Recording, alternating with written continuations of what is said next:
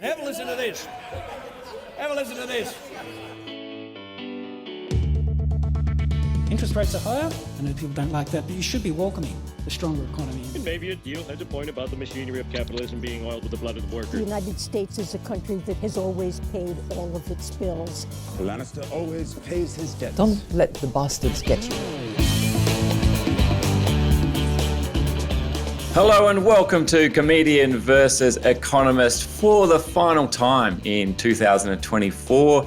My name's Adam and we're joined as always by my little older brother and real life economist, Thomas. Hi, Thomas. G'day, Adam. How you going? Good.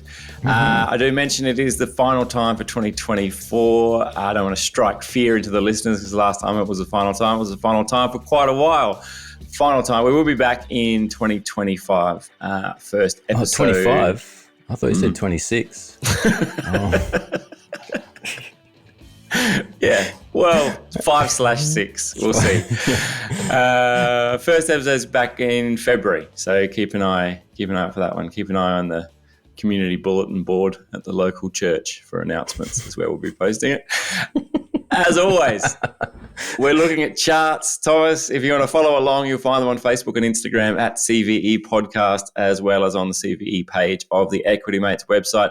But we've got a massive show coming up. We've got 5 segments today, Thomas, not 4, not the usual 4. We're breaking out for a big final show. House prices are up, but our capacity to pay is down. Maybe we shouldn't have bought those jet skis after all. And revenue from Australian resource exports is down, Thomas, including gas, not so rosy. Perhaps someone owes a certain gas cartel a bit of an apology. Thomas? The number of people taking driverless car rides is exploding, as are some of the driverless cars. And sales of $1,000 plus bottles of whiskey are down, presumably as rap stars pivot back to crypto. But first, Thomas, the RBA was sounding a bit more dovish on interest rates after their board meeting last week. Governor Bullock really set the tone by opening the press conference saying, cool.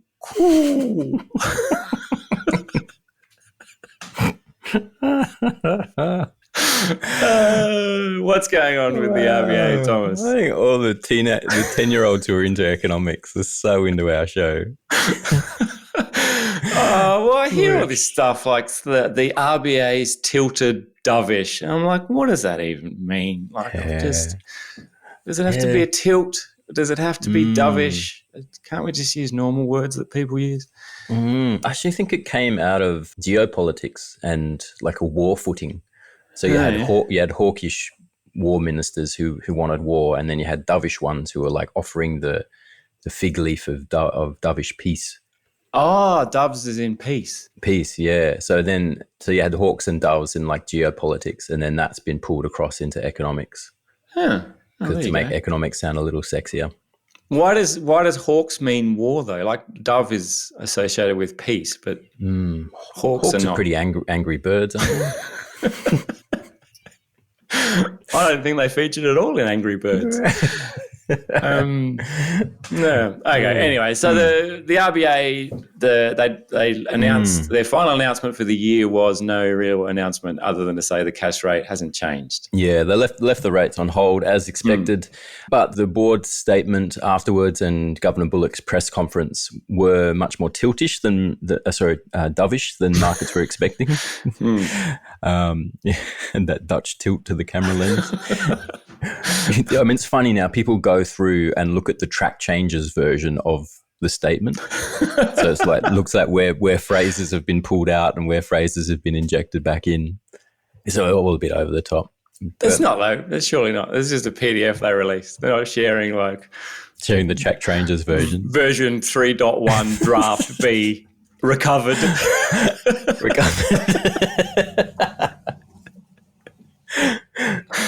Yeah. No, I guess people do it manually. Well, the thing is they do recycle the statement. So after each policy announcement, they release a statement and they just take the one before it and then just adjust it. And so then people go through and look where they've adjusted it because that gives a signal to where their view has changed. Right, okay. In theory. Yeah. So that's what people did. And then, so recent economic data has been softer than expected, particularly incomes, consumption. Wages were soft that they noted, softer than expected. Technically, they don't even need to release the statement. They just need to release the changes, like just the differential. Just go, here we go. Here are the small minor updates to the wording. Feel free to apply them to your master copy. Can you just export the track changes file as a separate file? Yeah, we do a diff. They need to do. Yeah. Smart. Yeah. And then noting upside risk to inflation of ease. So people generally took that as dovish and thought that it opens the way, if they wanted to rate cuts in February. So they were off the table until this announcement. No one thought they were coming, but now it's possible. I don't, it's not likely, but it opens the door to a February rate cut. Right. For whatever it's worth, which is not much, I don't think we'll get a rate cut next year. Next year? Ooh, big call. Yeah. Yeah. Well, what's your thinking there, if there is some?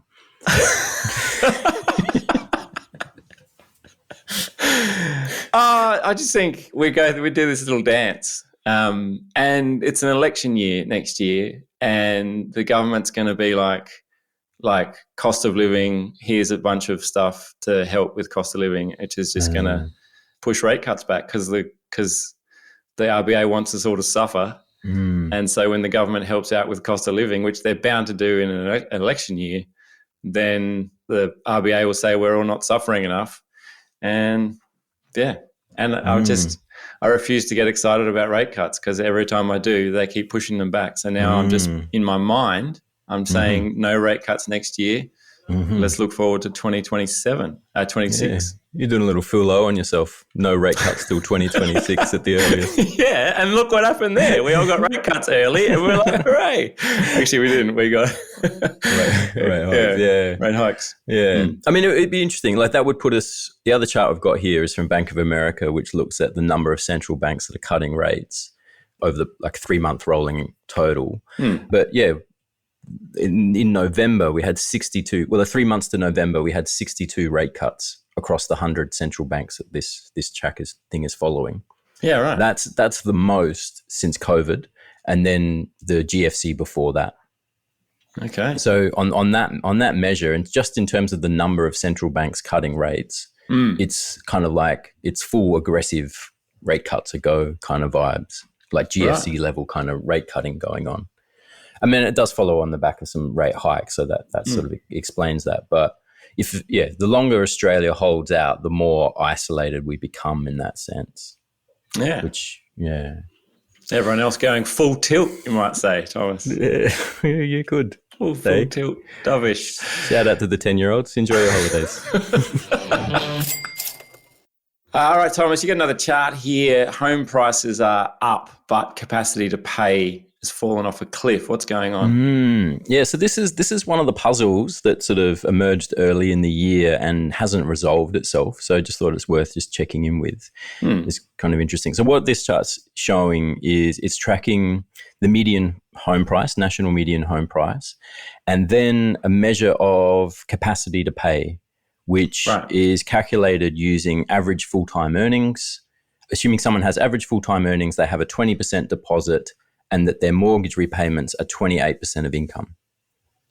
Okay. So if you assume that, you get a capacity to pay, like how much you can back out what kind of mortgage they can afford, which then gives you what kind of price they're able to pay for a house. Right. Okay. Does that make sense? Sort of. Yeah. Well, I'm going to say yes. Okay. On behalf of the listeners who did get followed along diligently while I was scrolling, I'm going to say yes. Yeah. So it tells you what the person who earns an average full-time wage and assumes that they have a 20% deposit and they're willing to pay 20% of their income on a mortgage. It tells you what's the maximum they could afford to buy with those assumptions in place. Right. And kind of reasonable assumptions. Yeah. Yeah. And so, for most of history that we have this chart, these things track each other. They move together, which makes sense because when people can't afford to pay, when the capacity to pay falls, house prices, they can't spend as much on houses, and so house prices fall. It's the old supply and demand, Thomas. Not sure if you're familiar. I'm familiar in a different context than the one we're talking about. Well, I mean, they're definitely economic terms.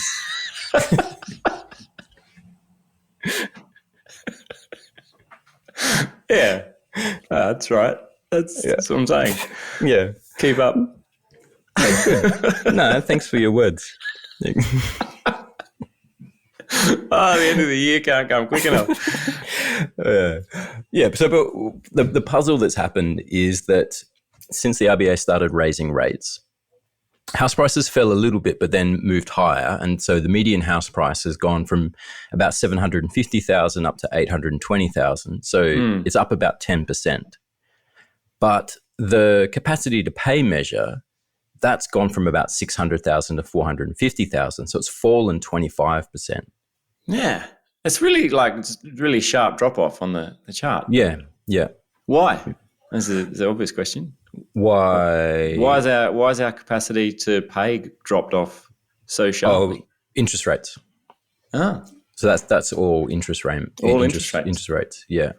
Yeah. And I presume it's nominal income, unless it's real incomes, and there's some inflation there. But I think it's just right. I think it's just interest rates. So it's nothing to do with wages not keeping up, like nothing to do with inflation. Oh yes, it is. I mean, well, because it's 28% of income. So if income goes up, capacity to pay goes up, but income hasn't been trending as high as quickly. Right. Yeah. And so we talked last week about some house price correction, sort of particularly in Sydney and Melbourne. Is that sort of as a result? Does that have any relation to the drop off in the capacity to pay? Is that now that the house prices are kind of going to head south a little bit because they're I mean, because people is can't afford to buy them. It's the old supply and demand, Thomas. Yeah. Oh, yes. Yeah, all right. You're just several minutes ahead in the conversation there. That's it. Well, I mean, this is the puzzle, right? So, capacity to pay has fallen. Individuals aren't able to afford as much as they could previously, and that's come off very sharply, down 25%. But house prices are up 10%, and so it's unusual for these series. Like, they don't move totally in lockstep, but it is very unusual for these series to move in opposite directions. And so kind of you would expect, and it's not clear why they've disconnected either. So that's been the puzzle this year. Looking at this, it's like, house price is going to fall. Like either house prices fall and that brings the series back into alignment, or we just sort of muddle along and eventually incomes pick up and interest rates fall and the series gets back into alignment that way. Yeah. So you would think at some point these things have to come back into alignment, but which way is it going to go? It's hard to know. I love this blind faith optimism that we don't know why. We've got a lot of data in the world. We've got a lot of charts, but we don't know why. But you have to expect that they're going to come back into alignment. Or we don't know why they stop being in alignment. Why are we so confident to expect that these things will realign? And how do they realign? Like, do house prices come down, or does our capacity to pay go up? Yeah, well, that's the question. That's the exact question. Puzzle. That's the puzzle. Riddle me this. Yeah, this is why it's a puzzle. I mean, what it looks like is that house prices have held up because people have given more of their income to mortgage servicing than previously. So there's been a change. That capacity to pay assumes a constant 28% of income. But our sense is that has increased. People have gone I'll go to 35%, I'll go to 40%. And that's kept house prices moving higher. But there's a shift there. So even though capacity to pay has fallen away, house prices have kept going up because people are giving more of their income to the mortgage. Right. So in summary, something happened, we don't know why, and we don't know what's going to happen next. Yeah. All right. But you can always rely on the old supply and demand to take care of things. Yeah. And after it happens, though, I'll be able to tell you why. That's right. All right, why don't we grab a quick break here, get a word from this week's sponsors, and be back with more Comedian versus Economist right after this.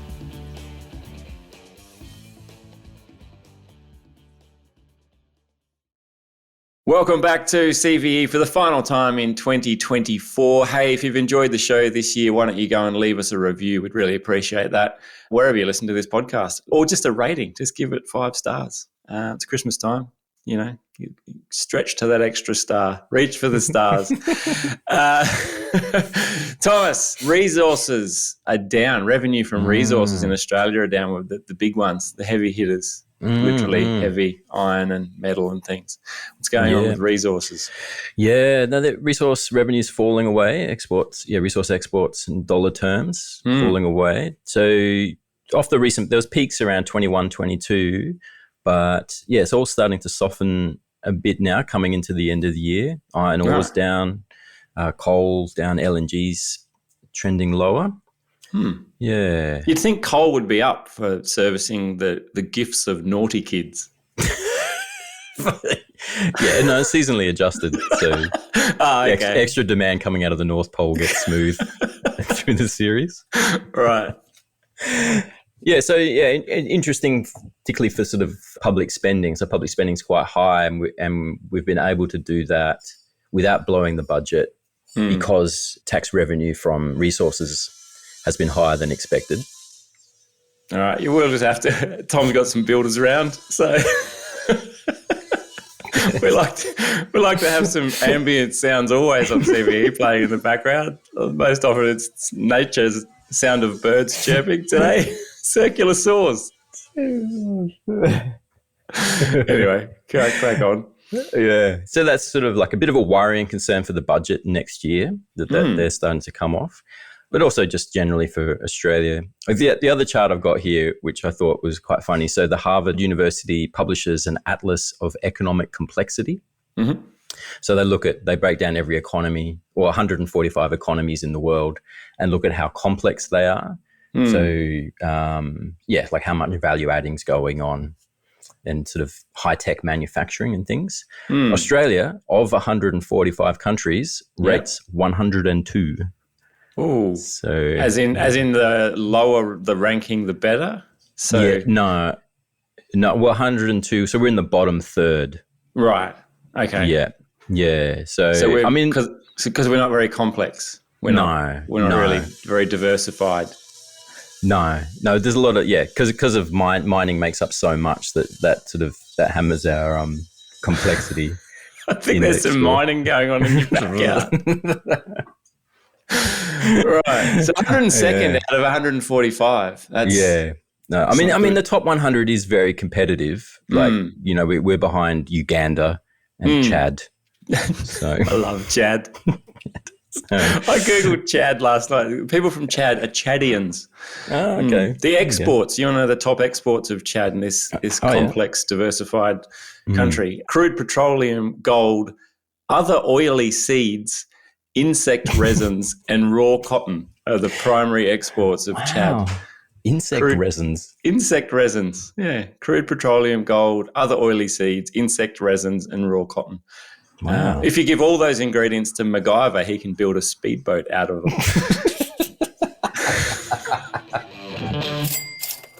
All right, Thomas, driverless cars taken off. Yeah. What's going on with driverless cars? Well, they're going mainstream, going exponential, really. So there's a chart here looking at passengers transported by Waymo on paid driverless trips in California. So just in California. Yeah. But so a year ago, it was 20,000 a month.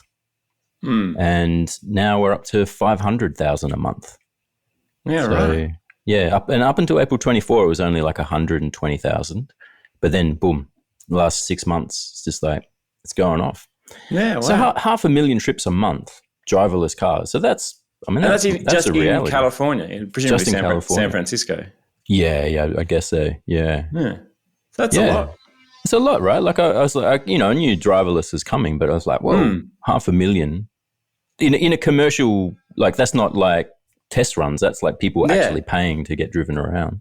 I've already told my kids that they're not going to need a driver's license because by the time they're old enough, there will be driverless cars everywhere. And this kind of supports that. So I'm happy to see it. Probably right. As long as they live in California.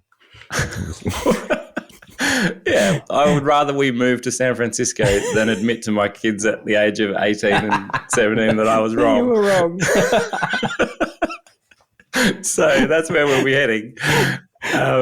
But yeah, I think it has to be like if this growth really kicks off and continues, then it stands to reason. Oh no, it's coming for sure, and it's coming quickly.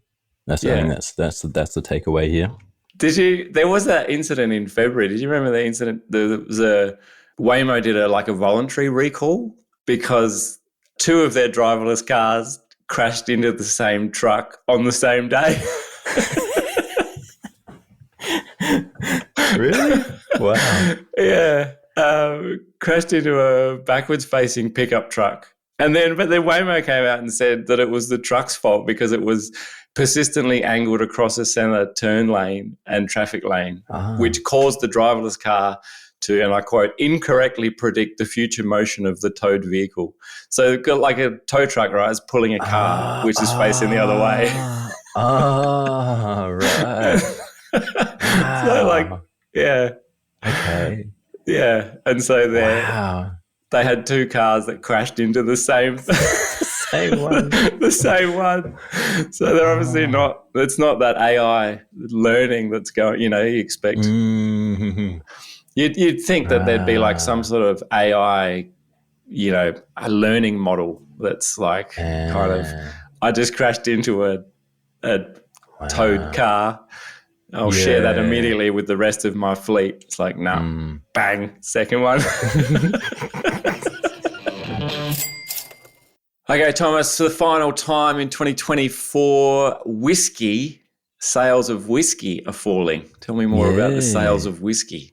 Well, yeah, premium bottles of whiskey. So over £1,000. This chart comes from the Financial Times.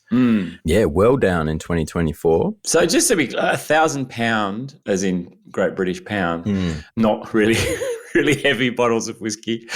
£1,000 for a bottle of whiskey. That's your ultra premium whiskey. Yeah, isn't it? yeah, Like, yeah. You're not getting that from Dan Murphy's.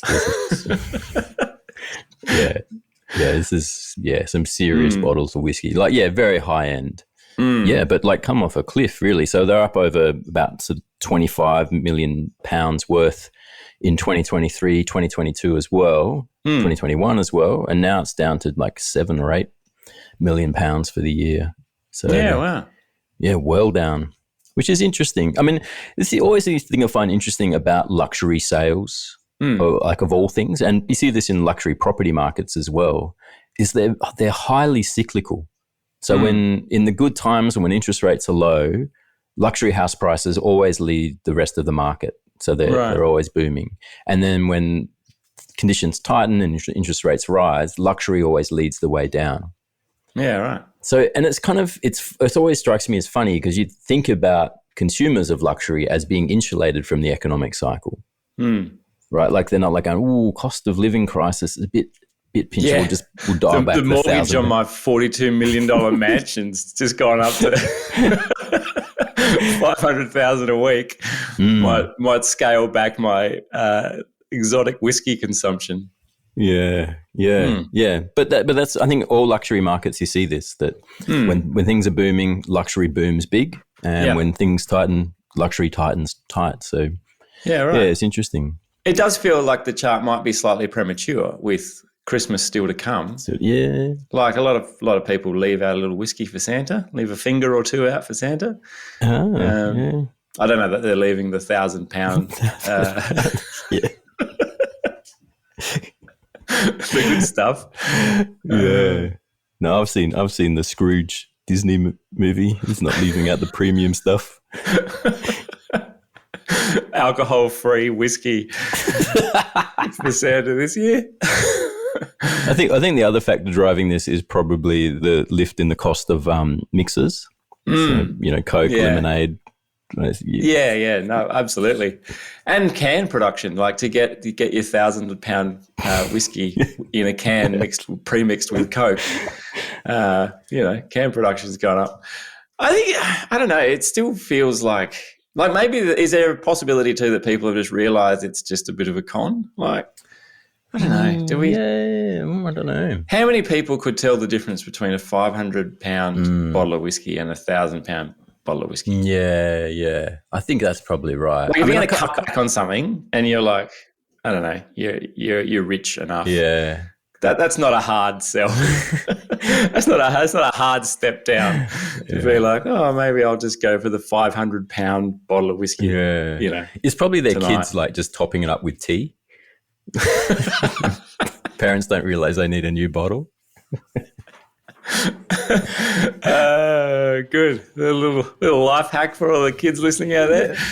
All right, we better wrap it up there. Thank you so much for tuning in for this year. Really do appreciate all the support and the messages that we've got through Instagram, Facebook, and emails that we receive. We love hearing that you're enjoying the show. We love bringing it to you each and every week. Enjoy your Christmas holidays.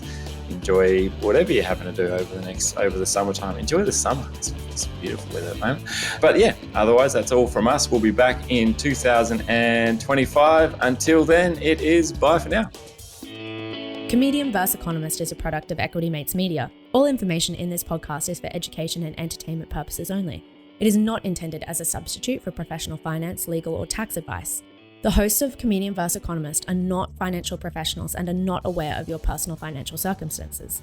Before making any financial decisions, you should read the product disclosure statement and, if necessary, consult a licensed financial professional. Do not take financial advice from a podcast. For more information, head to the disclaimer page on the Equity Mates website where you can find ASIC resources and find a registered financial professional near you. In the spirit of reconciliation, Equity Mates Media and the hosts of Comedian vs. Economist acknowledge the traditional custodians of country throughout Australia and their connections to land, sea, and community. We pay our respects to their elders, past and present, and extend that respect to all Aboriginal and Torres Strait Islander people today.